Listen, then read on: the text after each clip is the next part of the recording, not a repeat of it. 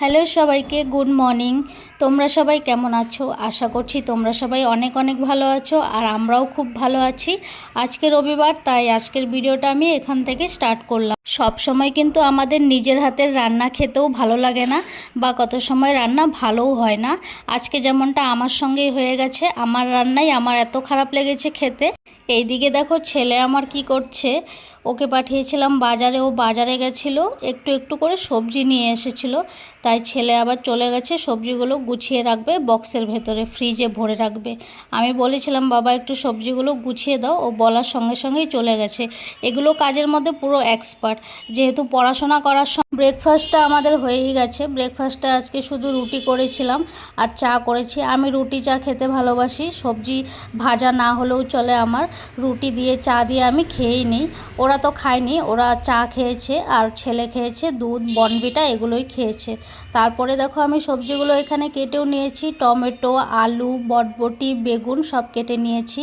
মাছগুলো আজকে আমি ঘরে বসেই কাটলাম, ট্যাংরা মাছগুলো বাজার থেকে কেটে আনতে পারিনি। আর রুই মাছ একটু করে এনেছিল, ওটা তো কেটেই এনেছিল। ট্যাংরা মাছও একটুই ছিল। ট্যাংরা মাছটা আমাদের ঘরে কেউই খায় না, না বাবা খায় না ছেলে খায়, আমি একা খাবো। ট্যাংরা মাছের জন্য সবজি কেটে রেখেছিলাম, আলু, বেগুন আর টমেটো। ভেবেছিলাম মাখা মাখা করে চচ্চড়ি করব ট্যাংরা মাছের, আর রুই মাছটাকে ঝাল করব। একটুখানি মাছ ছিল, ভেবেছিলাম বাবা আর ছেলেকে টমেটো আর পেঁয়াজ দিয়ে ঝাল করে দেব, কিন্তু ভুল করে কিছুটা পেঁয়াজ আমি ট্যাংরা মাছে দিয়ে দিয়েছি। মনে ছিল না একদমই পেঁয়াজটা দেওয়াতে, ট্যাংরা মাছের তরকারিটা একদমই বেকার হয়ে গেছে খেতে।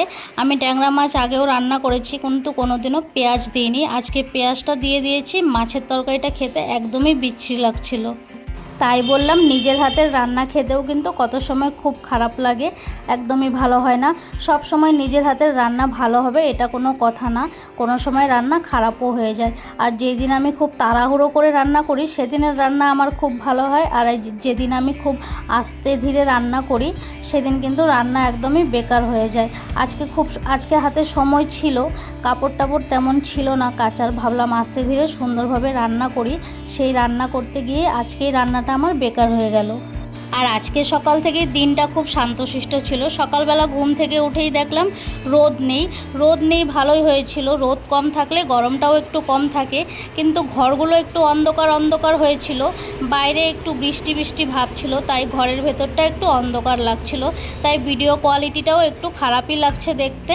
বলতে বলতে দেখো মাছগুলো আমি ভাজা করেও নিলাম, ট্যাংরা মাছও ভাজা হয়ে গেছে আর রুই মাছটাও ভাজা হয়ে গেছে। আজকাল আমার ছেলে তো বড় মাছও খেতে চায় না, রুই মাছও একদমই কম আনা হয়েছিল।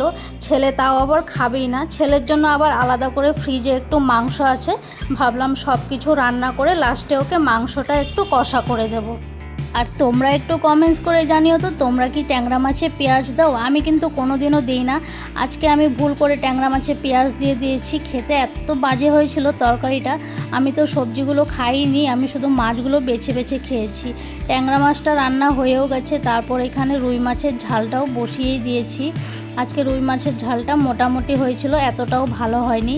আর এদিকে এসছিলাম একটু ব্যালকনিতে এসে দেখে বৃষ্টি পড়ছে, ভালোই বৃষ্টি পড়ছিল। আজকে রবিবার ছিল, তাই ও পাখাগুলো সব ধুয়ে দিয়েছিল, ধুয়ে মানে খুলে একটু জল দিয়ে মুছে দিয়েছিল।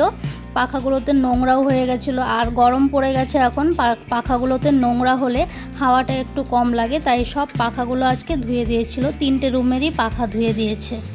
তরকারিগুলো রান্না হয়েই গেছে, আমার ভাতটাও হয়ে গেছে, তাই ভাবলাম ছেলের জন্য একটু মাংসটা করে নিই। মশলা করে রেখেছি, সামান্য একটু মশলা বেটেছি, আর এদিকে কয়েক টুকরো মাংস ছিল, ভাবলাম মাংসটাকে ওকে সুন্দর করে কষা কষা করে বানিয়ে দিই। তারপরে দেখো এখানে রান্নাবান্নাটা কমপ্লিট হয়ে গেল। করেছিলাম বটবটি ভাজা, আর ছেলের জন্য একটু চিকেন কষা করেছি, আর করলাম রুই মাছের ঝাল, আর করেছি ট্যাংরা মাছের মাখা মাখা করে চচ্চড়ি, যেটা খেতে একদমই ভালো হয়নি। খাবার দাবারও শেষ করে নিলাম, একটু সন্ধ্যাবেলা দেখা হয়েছে তোমাদের সঙ্গে। আজকের ভিডিওটা এরকমভাবেই করা হয়েছিল, খাবার দাবার খেয়ে একটু রেস্ট করছিলাম। তারপরে সন্ধ্যাবেলা এসেছিল ধোসাওয়ালা, ভাবলাম আজকে ধোসা খাবো, নিচে গিয়েছিলাম ধোসা আনার জন্য। ধোসা খেতে ভালোই লাগে, আমিও ভালোবাসি, ছেলেও ভালোবাসে, তিনজনেই খেতে ভালোবাসি। দুটো নিয়েছিলাম আজকে আমার জন্য আর ছেলের জন্য। তো আজকের ভিডিওটি তোমাদের কেমন লাগলো অবশ্যই কিন্তু কমেন্টস করে জানিও। আর যারা আমার ভিডিও সবসময় দেখো তাদেরকে অসংখ্য ধন্যবাদ ভিডিও দেখার জন্য। আর যারা নতুন দেখছো তারা কিন্তু চ্যানেলটিকে সাবস্ক্রাইব করে রেখো। আজকের জন্য টাটা, বাই বাই।